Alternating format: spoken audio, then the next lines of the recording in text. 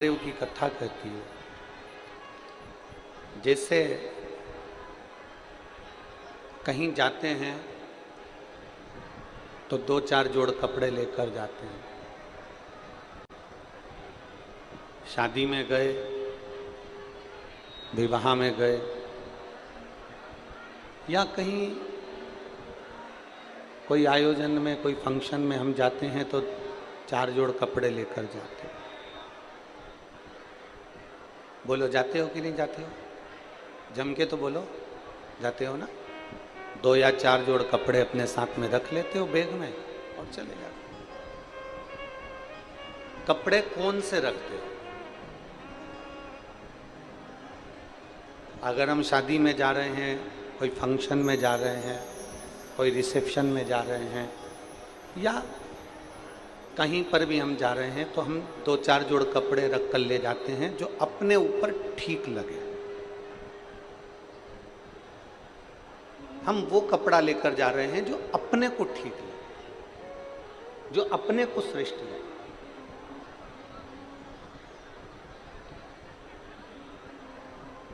शिव महापुराण की कथा भी ये कहती है कि हम कहीं जाते हैं तो चार जोड़ कपड़े जो अपने तन पर ठीक लगे उनको लेकर जाते हैं।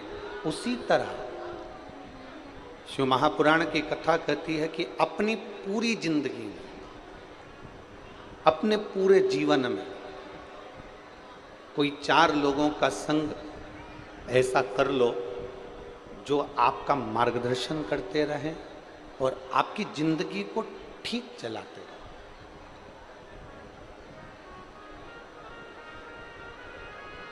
और उन चार लोगों में सर्वश्रेष्ठ अगर कोई है तो दो पूर्णता में श्रेष्ठ हैं, एक माता, दूसरा पिता।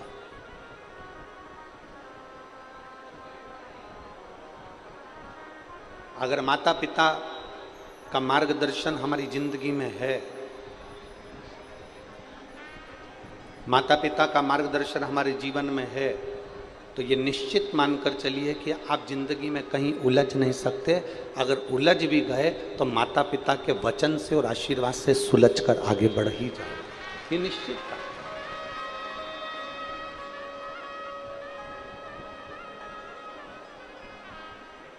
एक मनुष्य का, इस मानव शरीर का प्रथम गुरु होती है उसकी मां। दूसरे नंबर पर गुरु होता है उसका पिता। तीसरे नंबर पर उसका गुरु होता है उसका शिक्षक और चौथे नंबर पर गुरु होता है सतगुरु। सतगुरु का नंबर आखिरी में आता है, सतगुरु का नंबर पहले नहीं आया।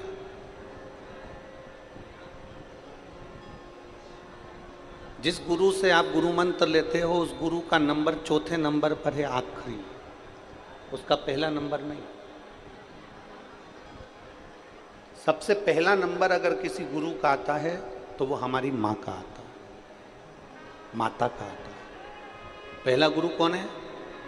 जम के बोलो, माँ। दूसरा गुरु कौन है? आवाज नहीं आ रही, जम के बोलो, पिता। तीसरा गुरु कौन है? शिक्षक, जिसने तुम्हें पढ़ाया, जिसने तुम्हें विद्याध्ययन कराया, तुम्हारी बुद्धि का विकास करा। तीसरे नंबर का गुरु है शिक्षक और चौथे नंबर पर जो गुरु आता है वो होता है सतगुरु, आखिरी है। पर अभी जो वर्तमान की स्थिति देखी जा रही है, अभी जो वर्तमान का समय देखा जा रहा है, इस समय में लोग जो चौथे नंबर का गुरु है उसको पहले नंबर पर ले आए और जो पहले नंबर का गुरु है उसे चौथे नंबर पर पहुंचा दिया।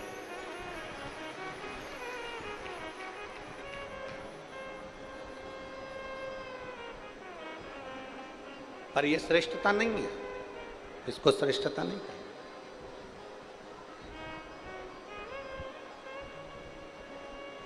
चौथे नंबर का गुरु है सतगुरु और पहले नंबर का गुरु है हमारे घर में रहने वाली बुजुर्ग माँ।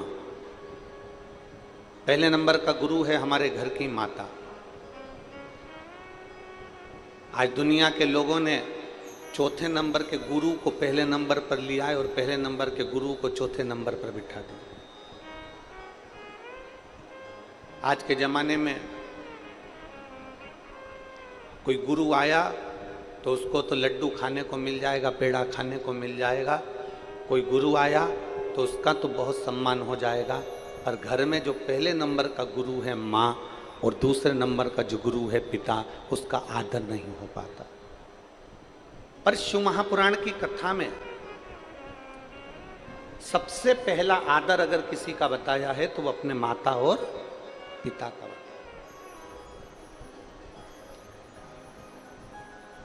श्री गणेश जी महाराज ने और श्री षडानंद कार्तिकेय जी ने अपने माता पिता के कहने पर पृथ्वी की परिक्रमा करना प्रारंभ किया।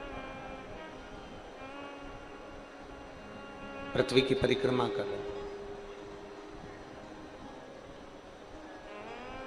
भगवान श्री गणेश जी महाराज और षडानंद कार्तिकेय जब पृथ्वी की परिक्रमा करने के लिए जाते हैं तो षडानंद कार्तिकेय तो मोर पर बैठकर पूरी पृथ्वी का भ्रमण करते हैं, परिक्रमा करते हैं।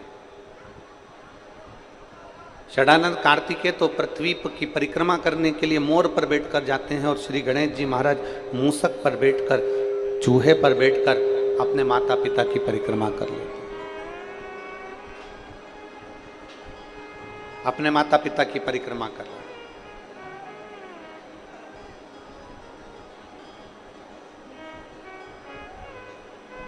अब माता पिता की परिक्रमा कर रहे हैं मतलब माता पिता का आदर कर रहे हैं, मतलब माता पिता का सम्मान कर रहे हैं, माता पिता को आदर प्रदान कर रहे हैं।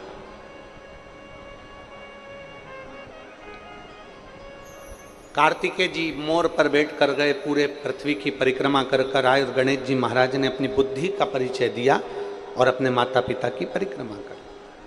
परिक्रमा जैसे ही पूरी हुई, षडानंद कार्तिकेय जी तो अभी पहुंचे ही नहीं थे और गणेश जी महाराज ने अपने माता पिता की परिक्रमा कर ली और परिक्रमा करते से ही भगवान शंकर जी ने उन्हें वर प्रदान कर दिया कि तू प्रथम गिनती में आए।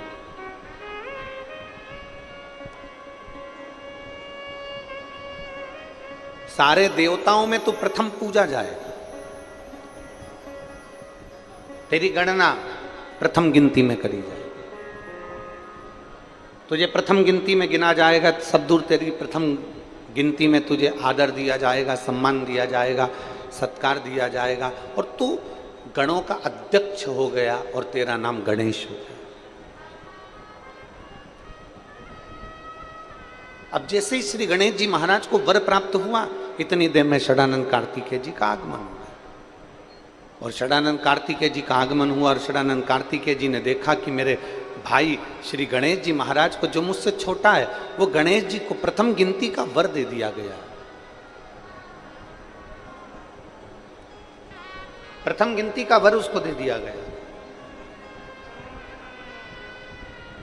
अब कार्तिकेय जी पृथ्वी की परिक्रमा कर कर जैसे ही आए, आते से ही अपनी मां के हृदय से लगकर रोने लगे। जरा शिव महापुराण का ये चरित्र अपनी जिंदगी में उतारिएगा। कई लोगों के मन में एक प्रश्न आता है कि शंकर जी की पूरी परिक्रमा क्यों नहीं होती, भगवान देवादिदेव महादेव की परिक्रमा क्यों नहीं लगाई जाती, भगवान शंकर की परिक्रमा पूरी क्यों नहीं करी जाती, आधी परिक्रमा कर कर वापिस क्यों लौट आते हैं।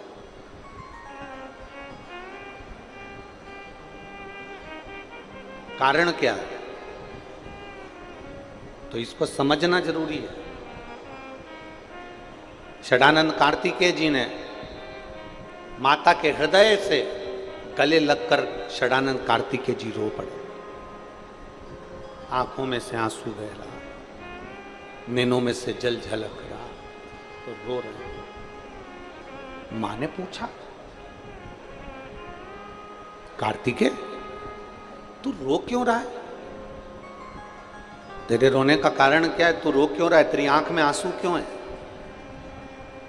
तेरे रोने का कारण क्या है। षडानंद कार्तिकेय जी ने कहा, मां माता पिता ने मुझसे कहा था कि पृथ्वी की परिक्रमा कर कर आओ, तो मैं पृथ्वी की परिक्रमा करने के लिए गया। माता पिता ने मुझसे कहा कि तुम पृथ्वी की परिक्रमा करने जाओ, तो मैं पृथ्वी की परिक्रमा करने गया। गणेश जी ने बुद्धि का परिचय दिया और आप दोनों को प्रसन्न कर कर, आप दोनों की परिक्रमा कर कर आपसे वर प्राप्त कर लिया। मां, सत्य बताना।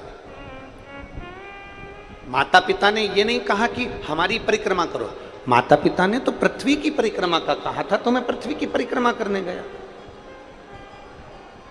गणेश जी महाराज ने पूरे